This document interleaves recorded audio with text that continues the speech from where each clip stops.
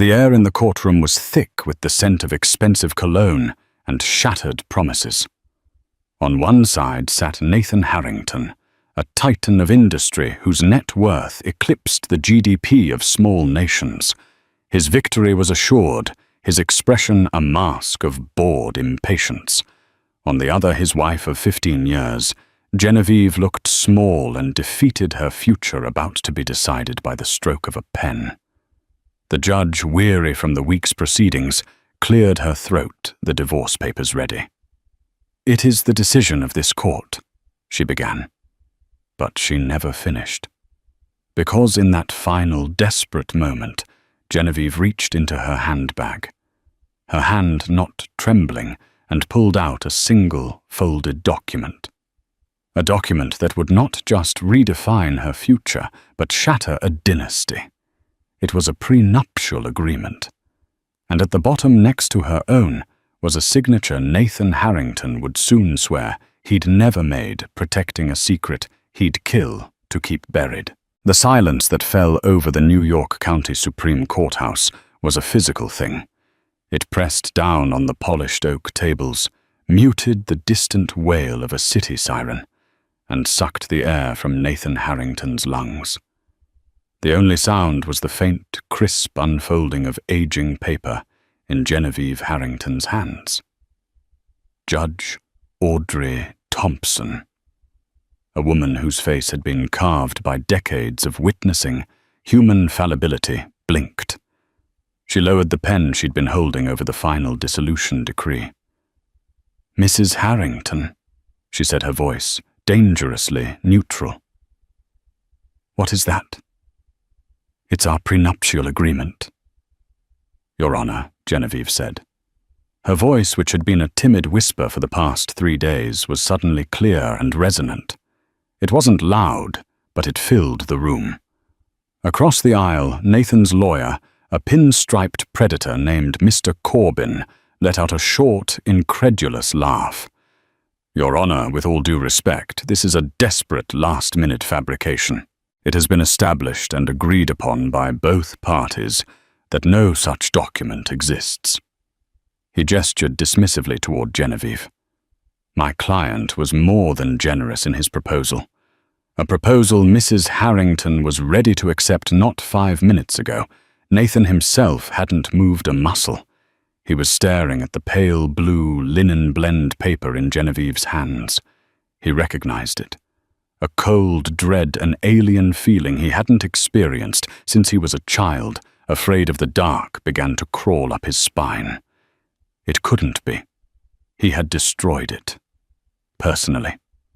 With his own 2 hands, he had burned the only existing copy in the fireplace of his study 15 years ago, the night after their wedding. "It does exist, Mr. Corbin," Genevieve said, her eyes fixed on the judge. "My husband seems to have forgotten its existence, as he has forgotten so many things." She stood, her movements graceful and deliberate, and approached the bench. Her simple navy dress, which had seemed mournful and plain moments before, now looked like armor. She placed the document before the clerk, who slid it carefully toward Judge Thompson. The judge put on her reading glasses, her expression unreadable. The room held its breath. The document was surprisingly simple, not the phone book thick tome of legalese one might expect. It was barely 5 pages long. Nathan finally found his voice. It was a low growl. "Genevieve, what is this? This is insane. Stop this ridiculous game." She turned to face him, and for the first time in years, she didn't flinch from his gaze. The fear was gone, replaced by a glacial calm. "It's no game, Nathan. It's a promise we made, a contract." Judge Thompson looked up, her gaze sharp and penetrating. She peered over her glasses first at a visibly sweating Nathan, then at his thunderstruck lawyer. "Mr. Corbin," the judge said, her voice cutting through the tension. "This document, dated May 12, 2010, appears to bear the legitimate signatures of both your client, Mr. Nathan Harrington, and the petitioner, Miss Genevieve Parker, as she was then known. She paused, letting the weight of her words settle. It also bears the signature of a witness. Corbin stammered, a forgery. Your Honor. Clearly a forgery. We will bring in experts, handwriting analysts. That may be Judge Thompson conceded, her eyes narrowing. But I am more interested in Clause 4B. She looked directly at Nathan, whose face had gone from tanned and confident to a sickly pale white. A clause I suggest you refresh your memory on Mr. Harrington. It states that in the event of a marital dissolution resulting from, and I quote, an act of profound personal betrayal including but not limited to infidelity, all assets, properties, and holdings acquired prior to the marriage remain with their original owner. Corbin scoffed. Well, that's standard boilerplate, Your Honor. My client is the sole earner. The assets acquired prior were his. Please allow me to finish, Mr. Corbin. The judge snapped, her patience gone. It continues. With one exception, a 51% controlling interest in Harrington Innovations, the entity foundational to the couple's subsequent financial success, shall be transferred to Ms. Parker.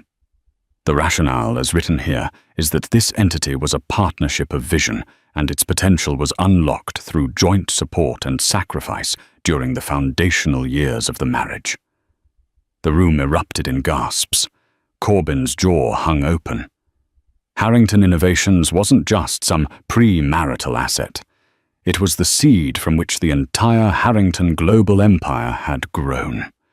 It was the tech startup Nathan had poured his heart and soul into before he met Genevieve, the one that developed the revolutionary logistics software that became the engine of his billion-dollar machine. It was his baby, his legacy. To lose a controlling interest in it would be more than a financial blow. It would be an amputation. Nathan shot to his feet, his chair screeching against the floor. That's a lie. A complete and utter fabrication.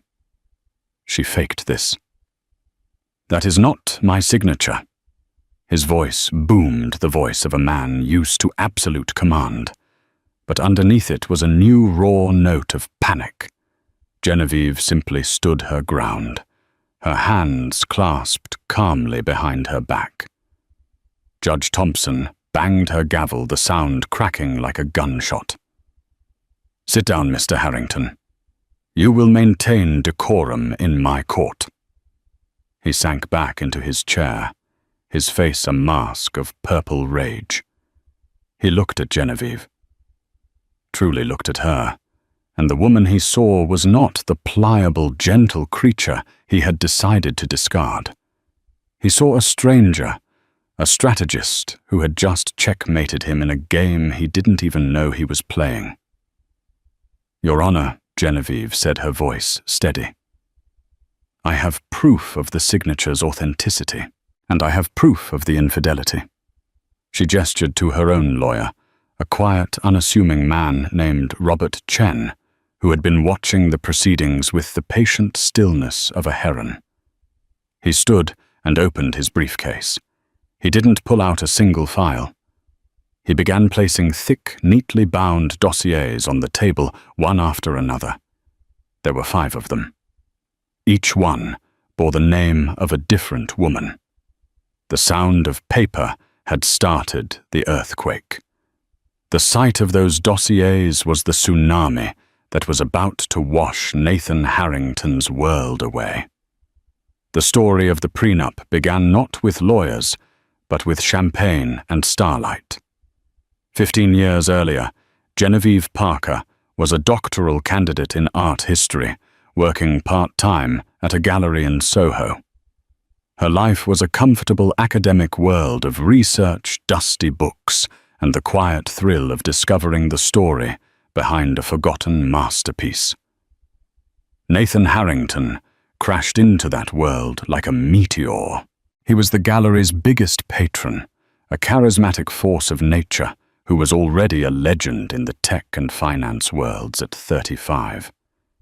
He wasn't just rich, he was dynamic, intelligent, and possessed a laser-focused attention that made anyone he spoke to feel like the only person in the universe.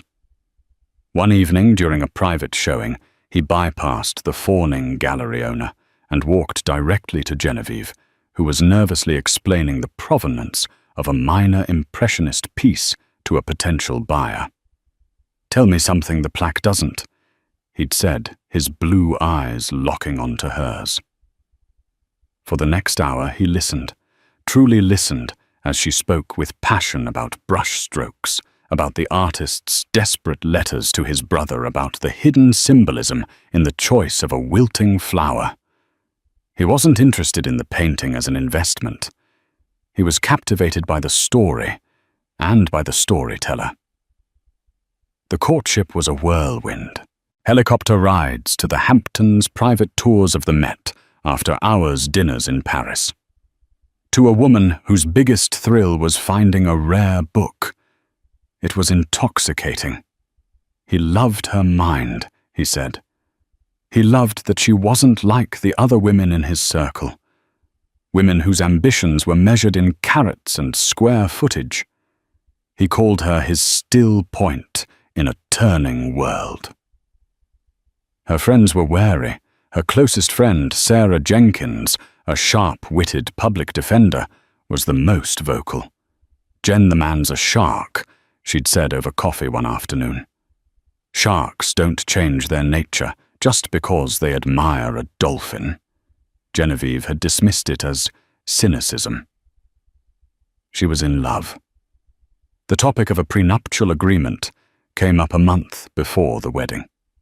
It was Nathan who raised it, of course. He did it with practiced ease, framing it as a mere formality, a piece of responsible estate planning. "It's for the lawyers." "Jen." "Not for us," he'd said. Sitting in the sprawling living room of his penthouse, the city lights twinkling below them like a fallen constellation. "It just protects what's mine before we marry, and what's yours." A clean slate. His lawyers, led by a younger but no less predatory Mr. Corbin, drafted a document that was as cold and brutal as a corporate takeover.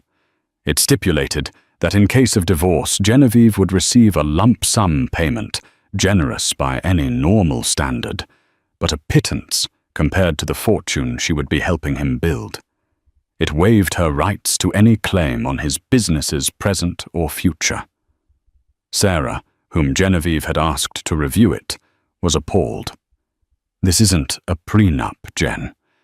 It's an exit strategy. His exit strategy. You're signing away your life. He's building a cage and asking you to help weld the door shut."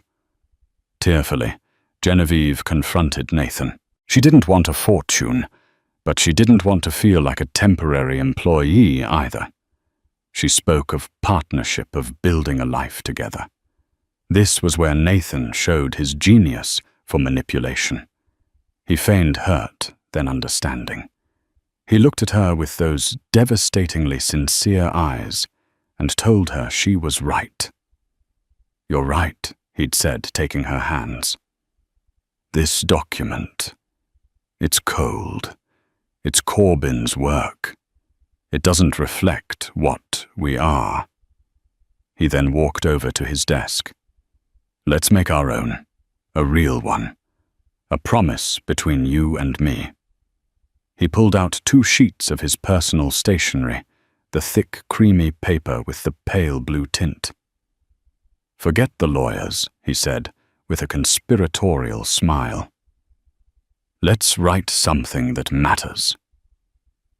He handwrote a new agreement. It was simple, full of the romantic, collaborative language she'd used. He included the standard clauses about protecting premarital assets. But then he added a new one. Clause 4B. He presented it to her as his ultimate act of faith.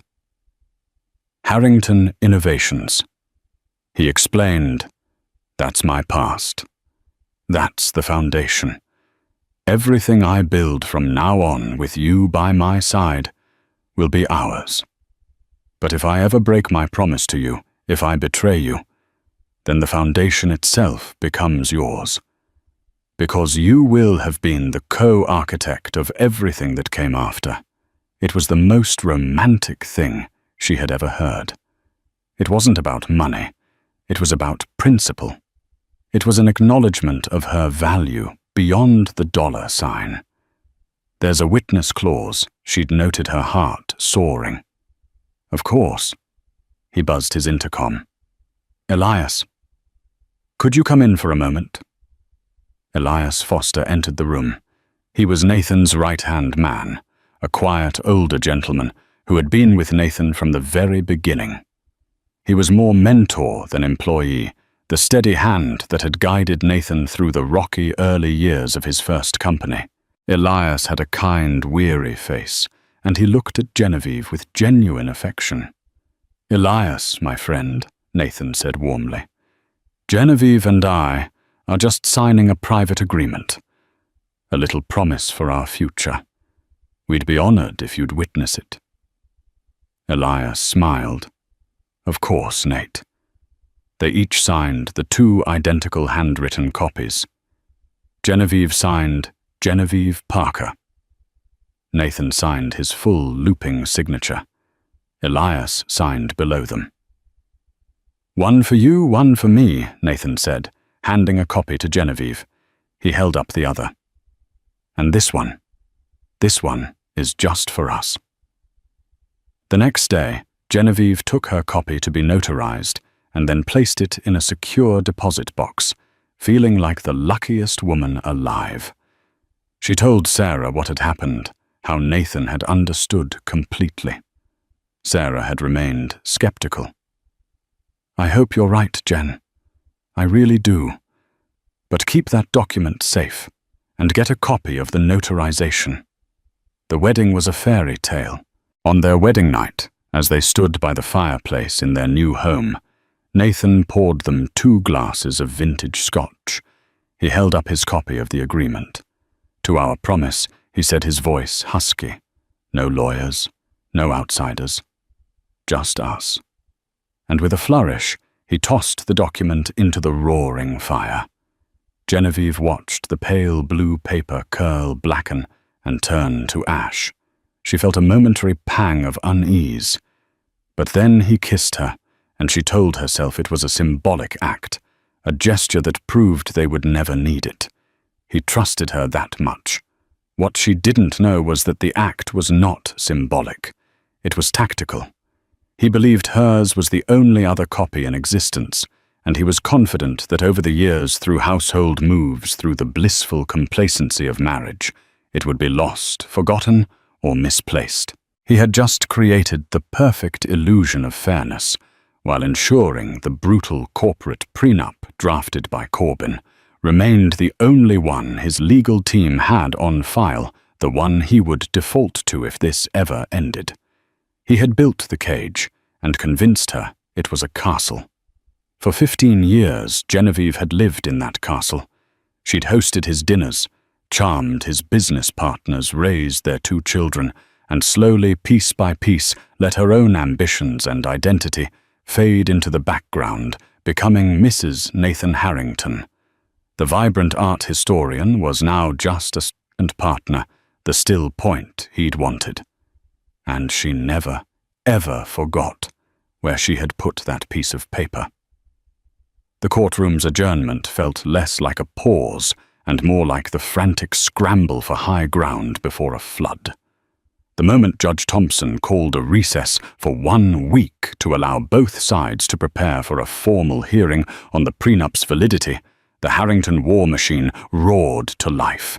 Nathan, his face a thunderous mask, stormed out of the courtroom, flanked by a phalanx of lawyers. He didn't look at Genevieve. He barked into his phone before the heavy doors had even swung shut. Get me everything. I want her life taken apart piece by piece. I want to know what she ate for breakfast in 3rd grade. I want every ex-boyfriend, every disgruntled friend, every financial misstep. dig. And use the A-team. The A-team was his euphemism for a ruthless private investigations firm known for its ability to manufacture scandal where none existed. For Nathan, truth was a commodity, and he was prepared to spend millions to create his own version of it. Mr. Corbin cornered Robert Chen in the hallway. The contrast was stark. Corbin, tall, aggressive, impeccably tailored. Chen, of average height in a slightly rumpled suit, holding a worn leather briefcase. "You've made a grave error," Chen Corbin hissed, his voice low and menacing. "This stunt will backfire spectacularly. That document is a laughable forgery, and we will prove it. When we do, we will countersue your client for fraud, and you for malicious prosecution. You'll be disbarred before you can even file an appeal." Chen adjusted his glasses. "The document is authentic, Mr. Corbin, and my client's claims are substantiated. I suggest you advise your own client to prepare for a negotiation based on the terms outlined within it." Corbin laughed, a dry, humorless sound. "Negotiate. We are going to obliterate you. By the time we're done, Mrs. Harrington won't be able to afford a bus ticket out of this city." The first salvo was fired 2 days later. A sleazy online tabloid one, known to be a favored outlet for Nathan's PR team, to leak damaging stories about rivals, ran a front-page story. The headline screamed, "Jilted Wife's Forgery Plot." Genevieve Harrington's desperate attempt to forge prenup after affair with younger man. The story was a masterwork of insinuation and half-truths. It painted Genevieve as a vindictive gold digger who, upon learning Nathan was leaving her, conspired to fake the document. It included grainy photos of her having lunch with her cousin, a man 10 years her junior, framed to look like a clandestine romantic rendezvous. It even quoted an anonymous source close to the family, likely a maid or driver paid handsomely for a fabricated quote, who spoke of Genevieve's erratic behavior and lavish spending in the months leading up to the divorce. The attack was surgical. It was designed to poison the well, to paint her as an unreliable, immoral actor in the court of public opinion before she ever had a chance to present her case in a court of law. The phone calls started immediately. The private school where their children, 12-year-old Olivia and 10-year-old Ben, were enrolled. Concerned parents whispering friends' vultures from the media. The walls of the gilded cage she had lived in for 15 years suddenly felt like they were shrinking, the air growing thin. That evening, Genevieve sat in the kitchen of the townhouse she was now renting, the silence broken only by the hum of the refrigerator. Her children were with her parents for the week, shielded from the immediate fallout, but she knew it was only a matter of time before they were hurt by the shrapnel of their parents' war. She was staring at the tablet, at the hateful article, when her lawyer called. "It's a classic smear campaign," Genevieve Robert Chen said, his voice calm and reassuring amidst the storm. "It's ugly, but it's predictable. It's what bullies do when they get scared. Don't read it. Don't engage. He's using our children's lives. Robert," she whispered, her voice cracking. "He's turning our friends against me. He's twisting everything. We knew he would. Now we need to focus. They are going to attack the document on 2 fronts, the signature and the witness. Their handwriting expert will claim the signature is a masterful but detectable fake, and they will do everything in their power to discredit or silence the witness. We need to find Elias Foster before they do." The name hung in the air. Elias Foster, the kind-faced man who had witnessed their promise. He was pushed out of the company about 10 years ago, Genevieve recalled. Nathan said he was let go, that he'd made a series of bad investments with company funds, Nathan framed it as a betrayal. He was heartbroken, he said. She paused, a new sickening understanding dawning on her. Oh my God. He wasn't heartbroken. He was covering his tracks. Elias knew too much. Exactly, Chen said. Nathan would have made sure to discredit him long before he became a potential liability. He was probably forced to sign an ironclad NDA and given a severance package contingent on his silence. Finding him will be difficult. He'll be scared. Chen had already hired his own investigator, a discreet former detective named Frank, to begin the search. But Nathan's resources were limitless. It was a race. The next attack was more personal and far more cruel. A courier arrived at her door with a legal notice. Nathan was petitioning for an emergency hearing to gain sole custody of the children, citing her unstable and deceitful behavior as a danger to their well-being.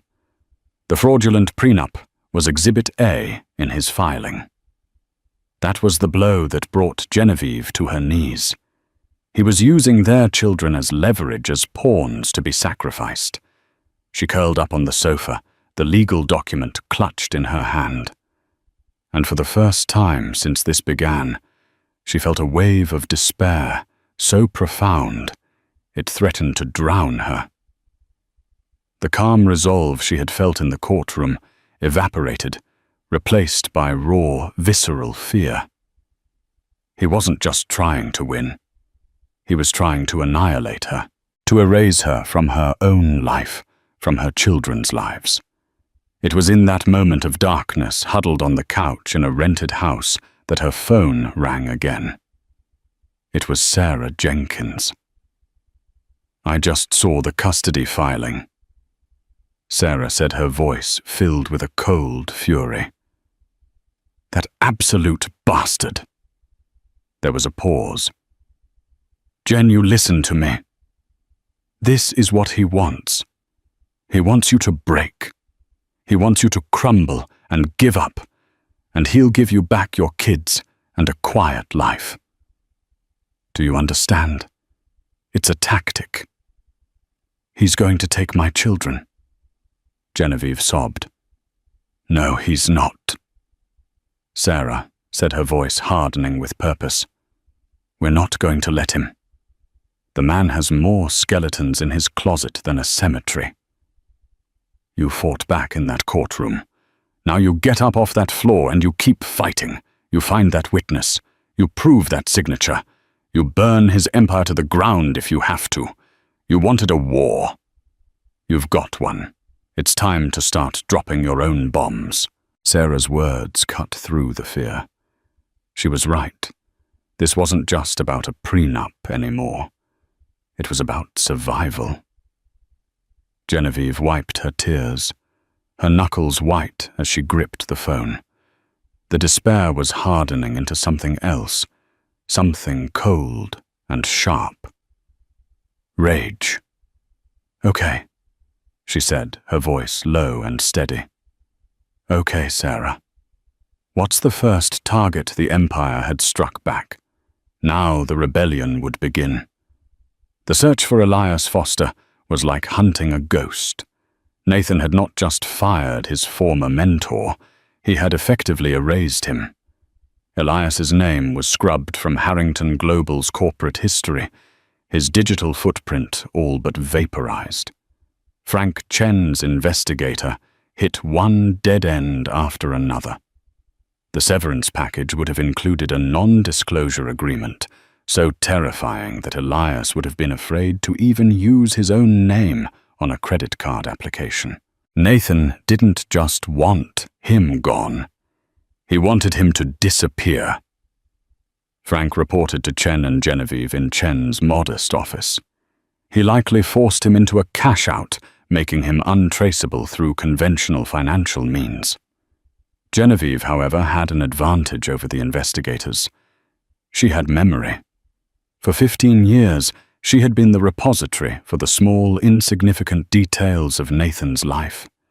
Details he himself had long forgotten. He used to talk about Elias all the time in the early years, she said, closing her eyes, forcing herself back into the memories of a happier time. He said Elias was the only person who could ever beat him at chess. He said Elias wasn't a businessman, but a craftsman. His passion wasn't money, it was structure, building things. He had a cabin somewhere. A cabin, Chen asked, leaning forward. Yes, somewhere upstate. In the Catskills, I think. Elias built it himself by hand. Nathan once scoffed that Elias would rather chop wood than close a deal. It was his sanctuary. Nathan gave him the land as a gift years before they parted ways. It was a tiny breadcrumb, but it was more than they'd had for days. The problem was that land records under Nathan's name were vast and often shielded by shell corporations. The gift, Genevieve said, her eyes snapping open. Nathan would have structured it as a bonus to minimize his tax liability. It would have been transferred from the company from Harrington Innovations directly to Elias Foster. It would have been before the big expansion when he formed Harrington Global. Chen was already typing furiously. This was a new vector, a specific corporate entity, and a specific time frame. Within an hour, they had it. A deed transfer from 2008. A 5-acre plot of unincorporated land in Sullivan County, gifted from Harrington Innovations to one Elias Foster. There was no official address, just a plot number in a densely wooded area near a town called Roscoe. That's him, Genevieve breathed. Frank will drive up there first thing in the morning, Chen said. He'll be discreet. We don't want to spook him. But they were already too late. The next day, Frank called Chen from a windy roadside turnout. He's been here, or his people have. The cabin is empty, but it was lived in recently. There's a cold pot of coffee on the stove. Mail from the last few days is on the table. But the man is gone. And a neighbor I spoke to, a guy down the road, said a black SUV with tinted windows was parked at the end of the driveway for most of yesterday afternoon. They left just before dark. Genevieve's blood ran cold. Nathan's team hadn't needed to search. They knew exactly where Elias was. They had gotten to him first. Did they threaten him?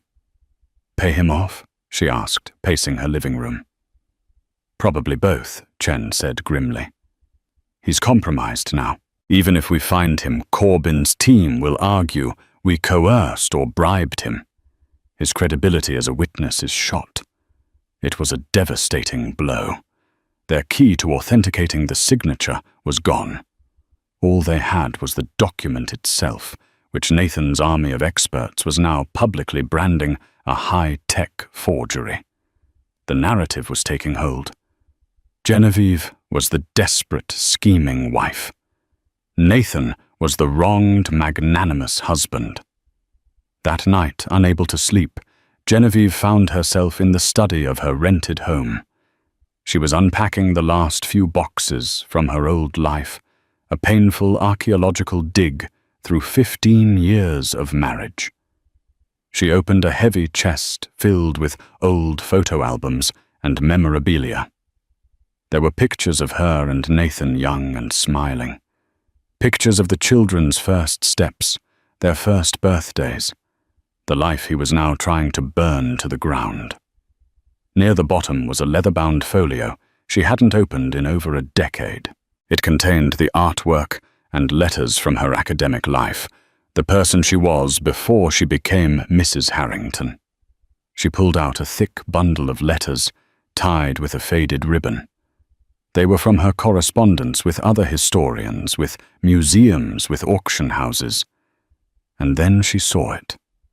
Tucked within the bundle was an envelope made of familiar pale blue linen blend paper. Her heart stopped. It was a letter from Nathan. Not a romantic note, but a formal one from the earliest days of their courtship.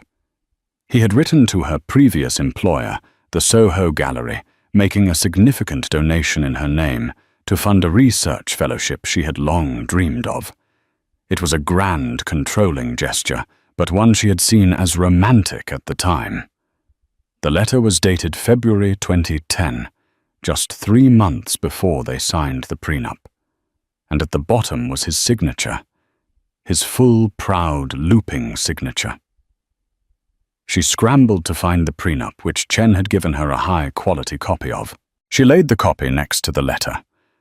She wasn't a handwriting expert, but even to her untrained eye, they were identical. The pressure of the pen, the unique flourish on the H, the precise spacing. It was him. But that wasn't the bomb. The bomb was the letterhead. At the top of the page, it didn't say Nathan Harrington. It said Harrington Innovations. And below that, Office of the CEO. He had written this official donation letter on the same personal stationery he had used for their private agreement.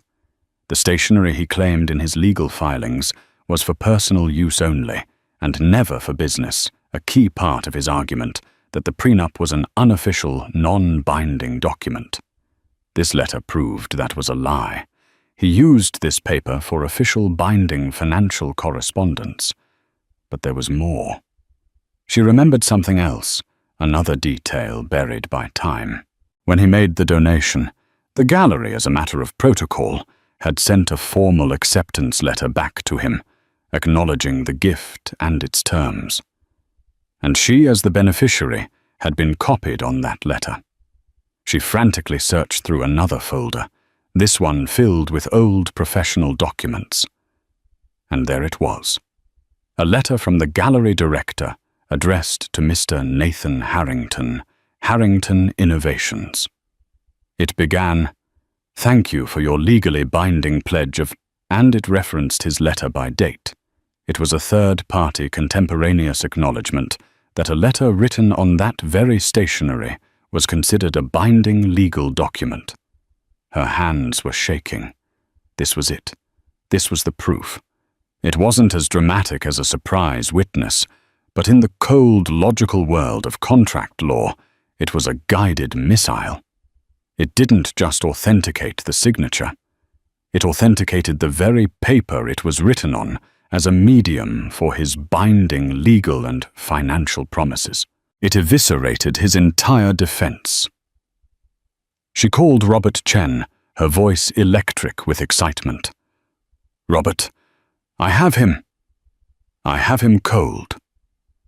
As she explained what she'd found, the quiet lawyer on the other end of the line was silent for a long moment. When he finally spoke, there was a new dangerous edge to his voice. An edge of a fighter who has just been handed the perfect weapon. "Genevieve," he said slowly, "don't touch those documents.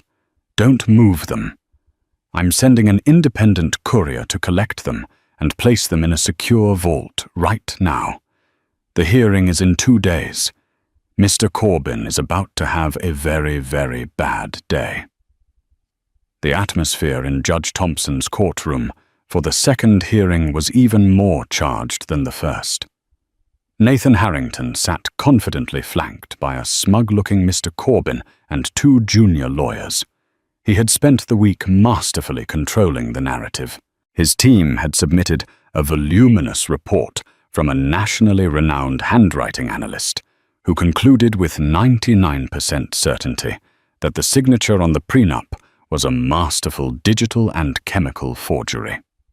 They had also submitted a sworn affidavit from a terrified Elias Foster, no doubt written by Nathan's lawyers, stating that he had never witnessed such a document and that his signature was also a forgery.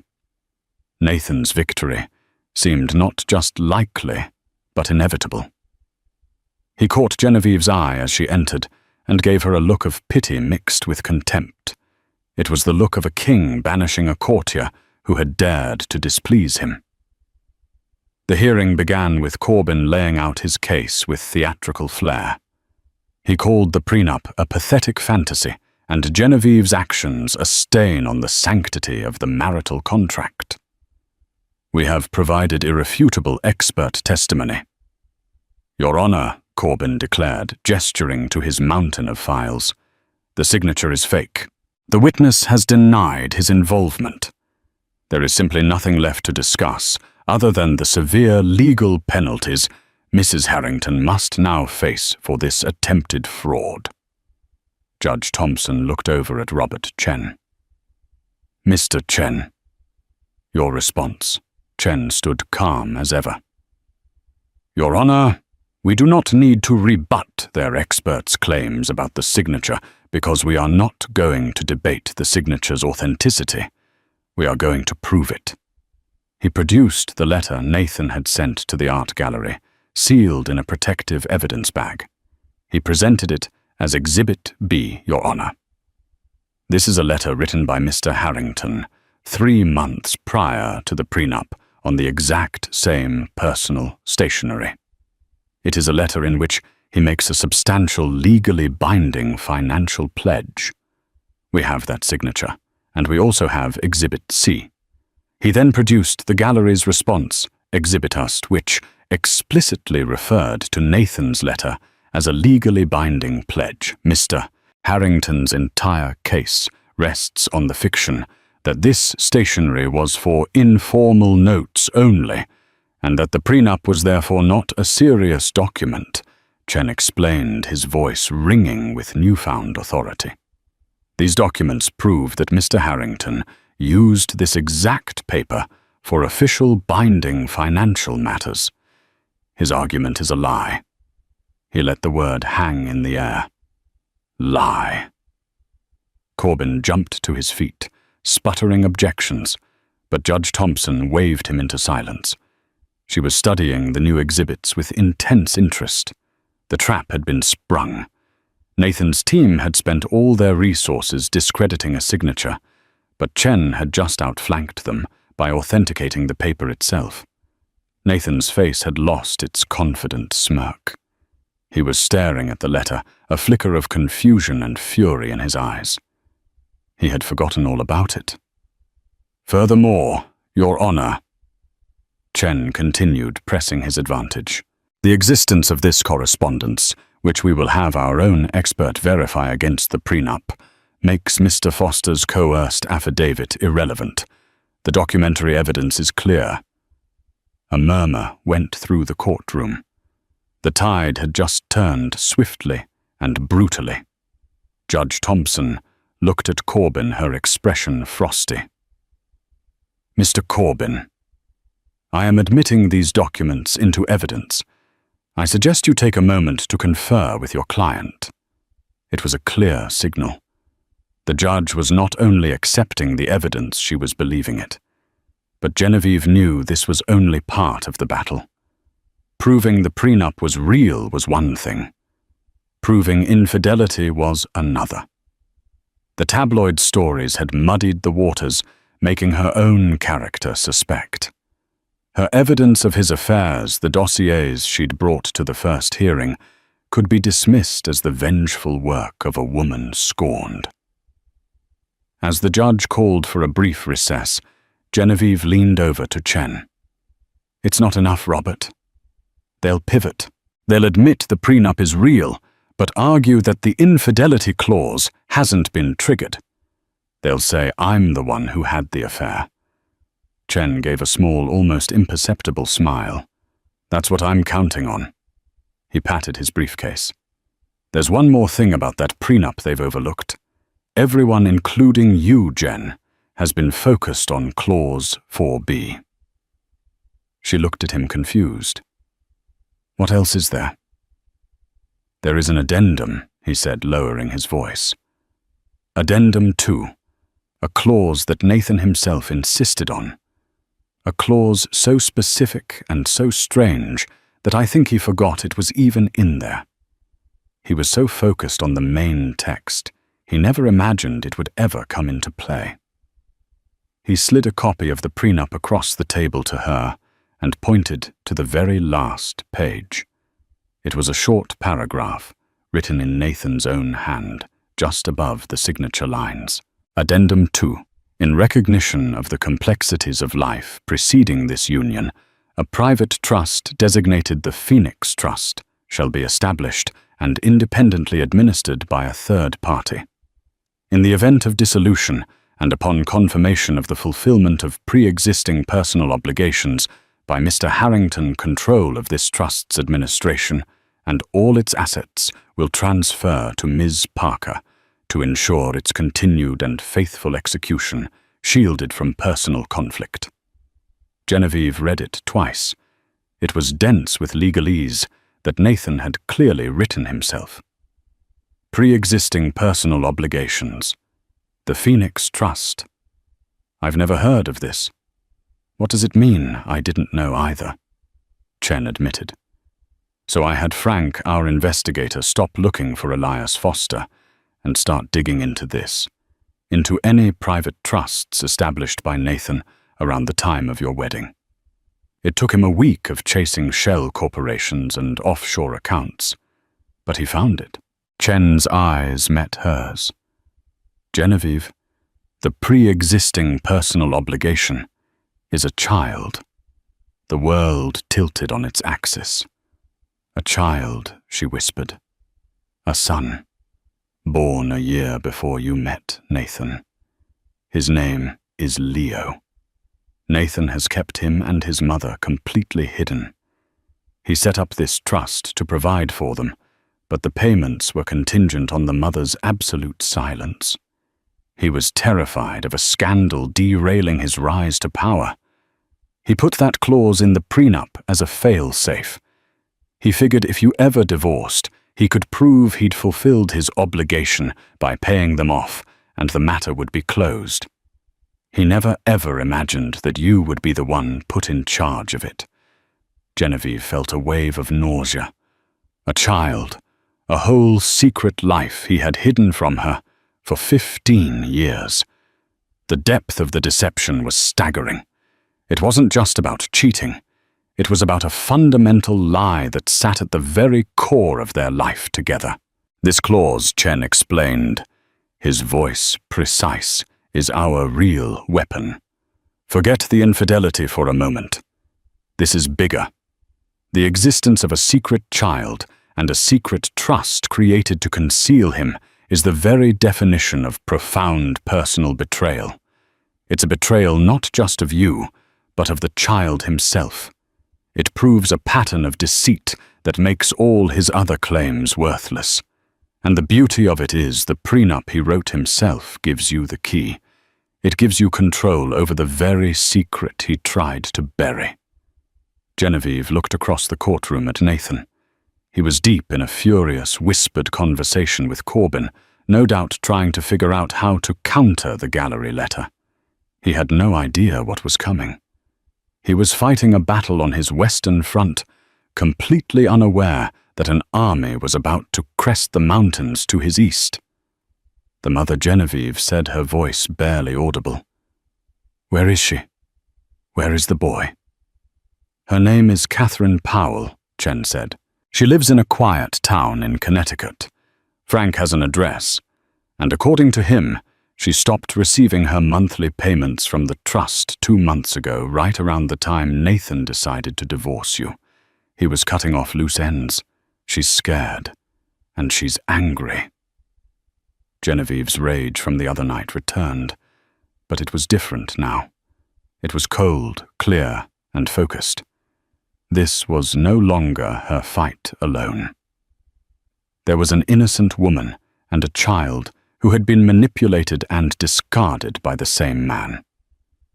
"The recess is almost over," she said, her decision made. "When it's done, I want you to ask for another continuance." Chen looked surprised. "Genevieve, we have the advantage here. We need to do one more thing before we end this," she insisted, her gaze steely.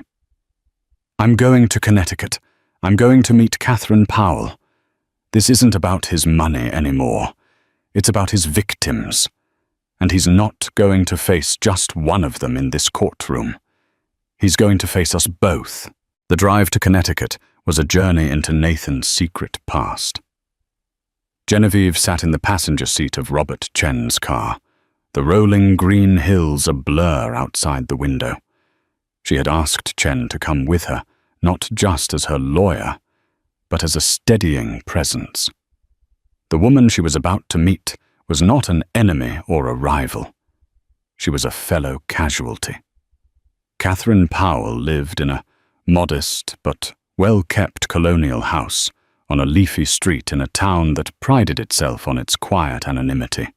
It was the kind of place a man like Nathan would choose to hide a secret, pleasant, unremarkable, and completely off the society page's radar. As they walked up the stone path, Genevieve's heart pounded. What would she say? How do you begin a conversation with the woman who shared a hidden history with your husband? The door opened before they could knock. A woman stood there, her face pale and etched with worry, but her eyes, a deep, intelligent brown, were resolute. She was petite, with dark, curly hair tied back, and she held herself with a quiet dignity. This was Catherine Powell. "You must be Genevieve," she said. Her voice was soft but firm. "I've been expecting you. Please come in." The house was warm and lived in, filled with books and art supplies. Photos of a smiling, dark-haired boy were everywhere. Leo. He had Nathan's eyes. They sat in the living room, an awkward silence hanging between them. Chen, sensing this was a conversation that needed to happen without lawyers, excused himself to take a call in the garden. "My investigator said you'd stopped receiving payments," Genevieve began gently. Catherine gave a short, bitter laugh. "The day his lawyer served me with a new, much more restrictive non-disclosure agreement, the payments stopped. He wanted to ensure my silence before he filed for divorce from you. When I refused to sign it, he cut me off. He threatened to prove I was an unfit mother and take Leo from me. The same man who has seen his son a grand total of 5 times in his entire life. The parallels were chilling. He was using the same tactic on both of them. He told me you were a one-night stand." Genevieve confessed the words tasting like ash, a mistake he had to manage. Catherine's eyes flashed with a pain that was clearly still raw. "We were together for almost 2 years. I was a junior analyst at a bank that was helping to finance Harrington Innovations. He was brilliant, charming. You know the story. I fell in love with him. I thought he loved me. When I told him I was pregnant, he changed. It was all about the scandal, how it would ruin his public image, how it would destroy the company he was about to take public." She looked away toward a picture of her son, kicking a soccer ball. "He convinced me to walk away. He said it was the only way to guarantee a future for our child. He created the trust, the Phoenix Trust, he called it. So dramatic. He said it was about our son, rising from the ashes of our relationship. He made me promise to never contact him, to never reveal Leo's paternity. He said if I did, he would use his power to make sure I never saw my son again. I was young, and I was terrified. So I agreed. He put a clause about the trust in our prenuptial agreement," Genevieve said softly. Catherine looked at her, shocked. "He what?" He never thought it would be found, or that the prenup would ever surface. And in it, he gave me. He gave his wife ultimate control over the trust in the event of a divorce. For a long moment, Catherine just stared at her. Then for the first time, a slow smile spread across her face. It was a smile of pure, unadulterated irony. The sheer hubris of the man was almost comical. In his attempt to build a foolproof system of control, he had created the very mechanism of his own downfall. So the man who has spent 16 years trying to keep us apart has now legally bound our futures together, Catherine mused. Poetic. He is trying to take my children too, Genevieve said. He is painting me as an unstable, fraudulent monster in the press. He is trying to erase me, because we are the two people who know who he really is. Catherine said, her voice hardening. Behind the charm, behind the billions, he's a coward. He's terrified of anything he can't control. Of the truth. An understanding passed between the two women, solid and unspoken. They were not rivals. They were allies, forged in the fire of a common betrayal. They were the architects of his past and his present, and they would now be the architects of his future. His lawyer Corbyn is going to paint you as an extortionist, Genevieve warned her. He'll say you're colluding with me for a bigger payday. Let him try. Catherine said, her dignity a shield. I have 16 years of letters I wrote to Leo about his father, letters I never sent. I have the one photograph of Nathan holding him as a baby, a photograph his security team tried to confiscate. I have the original trust documents he made me sign. This isn't about money. It's about my son, knowing that his mother wasn't a shameful secret, and that his father is held accountable for his existence. They spent the next 2 hours planning. Catherine agreed to testify. She would not be a hostile witness dragged into court with a subpoena. She would walk in willingly as Genevieve's witness. Robert Chen joined them again. His legal mind carefully structuring Catherine's testimony to be factual, irrefutable, and devastating. As Genevieve and Chen were leaving, Catherine stopped Genevieve at the door. Genevieve, she said, her expression serious. When you get control of that trust, I don't want his money. I want his name. I want Leo to have the option to be recognized as a Harrington if he so chooses when he's older. That's all I've ever wanted. I'll do more than that. Genevieve promised, her voice filled with a conviction that surprised even herself. The prenup gives me 51% of Harrington Innovations, the foundational company. It's not about the money for me either. It's about the principle. And the principle is this, that company's success was built on a lie. Part of its legacy will now be securing the future of the son its founder tried to hide. They shook hands not as a formality, but as a pact. Driving back to New York, the setting sun casting long shadows across the highway, Genevieve felt a profound shift within herself. The fear and despair were gone, burned away by a righteous anger and a newfound purpose. Nathan had wanted her to be a still point in his turning world. Instead, she had become the force that was about to bring his world to a dead stop. He thought he was at war with the quiet, timid woman he had married. He had no idea he was now at war with the two women who held his entire history and his legacy in their hands. The final day in court was a fortress of arrogance on Nathan Harrington's side. His lawyers were confident his victory all but assured.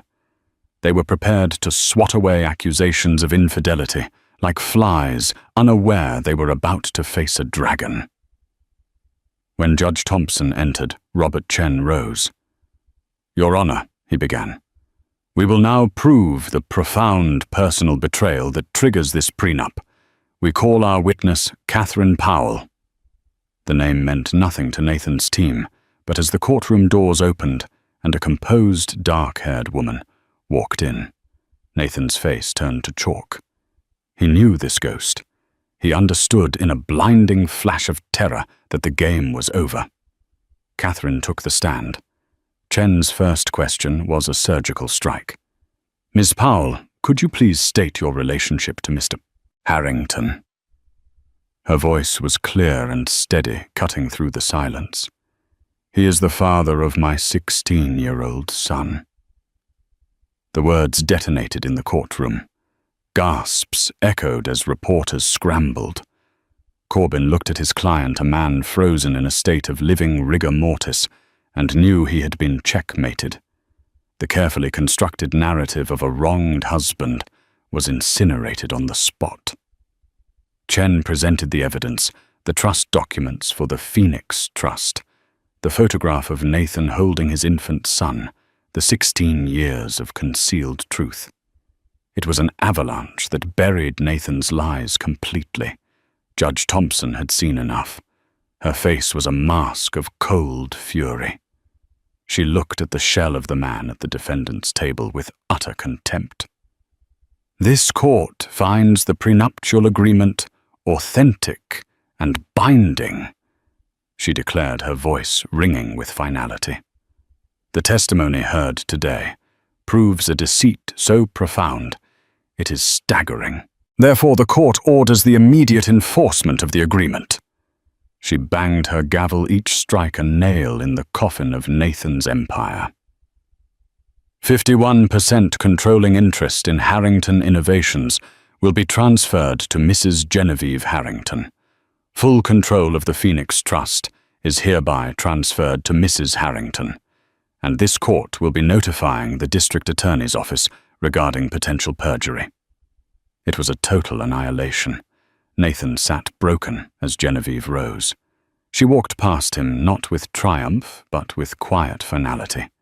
She met Catherine, and the two women shared a look of solidarity, a silent pact between the two pillars of the truth he had tried to bury. As Genevieve walked out of the courthouse into the bright, flashing lights of a new life, she wasn't just a divorcee. She was a victor, a survivor who had used the truth as a weapon and reclaimed not just her fortune, but her soul. That was the incredible story of Genevieve Harrington, a woman who proved that the quietest person in the room is often the most dangerous. This wasn't just a divorce. It was a masterclass in strategy, patience, and the unbreakable power of truth. It's a story about how the deepest betrayals often plant the seeds of their own destruction. Nathan Harrington built an empire on secrets, but he forgot that secrets have a shelf life, and the women he scorned became the arbiters of his fate. If this story of deception, resilience, and ultimate justice captivated you, and if you believe in the power of a single person to topple a giant, then please show your support. Hit that like button to let us know you want more. Share this video with someone who needs to hear that strength comes in many forms. And most importantly, subscribe to our channel. We bring you the most compelling real-life dramas every week, proving that sometimes the most shocking stories are the ones that are true. Click that bell so you never miss an update.